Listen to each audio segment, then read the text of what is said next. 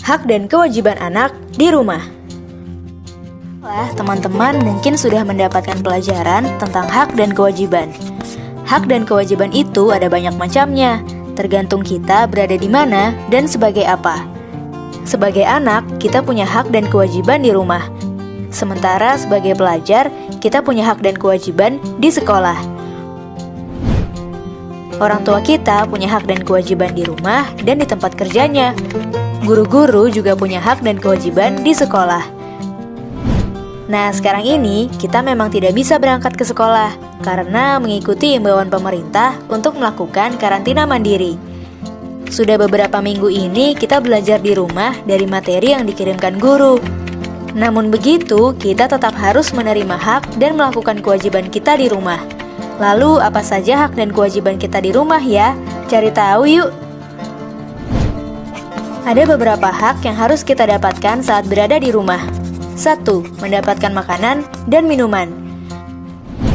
Makan dan minum adalah salah satu hak yang harus kita dapatkan saat berada di rumah.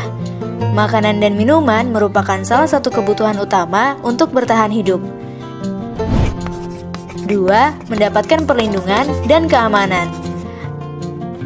Hak lain yang harus kita terima di rumah adalah mendapatkan perlindungan dan keamanan.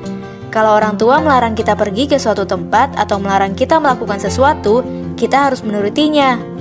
Sebab itu merupakan bentuk perlindungan dari orang tua supaya kita tetap aman.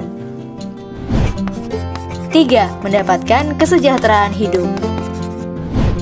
Kesejahteraan hidup ini bisa berupa banyak hal, seperti pakaian yang kita pakai ataupun uang jajan. Oh iya, berapapun uang jajan yang diberikan orang tua, kita harus menerimanya dengan ikhlas ya. 4. Mendapatkan bimbingan saat belajar. Kalau kita merasa bingung dengan tugas sekolah, jangan takut untuk menanyakannya kepada orang tua. Kita punya hak untuk menerima bimbingan saat kita belajar di rumah. Selain punya hak, kita juga punya kewajiban yang harus dilakukan saat berada di rumah. 1. Menjaga kebersihan rumah. Orang tua sudah memberikan makan, minum, dan hal-hal lainnya untuk kita. Mereka juga biasanya melakukan beberapa pekerjaan rumah. Nah, tugas kita sebagai anak adalah membantu menjaga kebersihan rumah supaya pekerjaan orang tua menjadi ringan. 2. Patuh terhadap nasihat orang tua. Kalau orang tua memberi nasihat, kita harus menurutinya ya. Bagaimanapun juga, nasihat yang diberikan orang tua pasti untuk kebaikan kita. 3. Menghormati, menghargai, dan menyayangi anggota keluarga. Kewajiban kita yang lain adalah menghormati, menghargai, dan menyayangi semua anggota keluarga kita.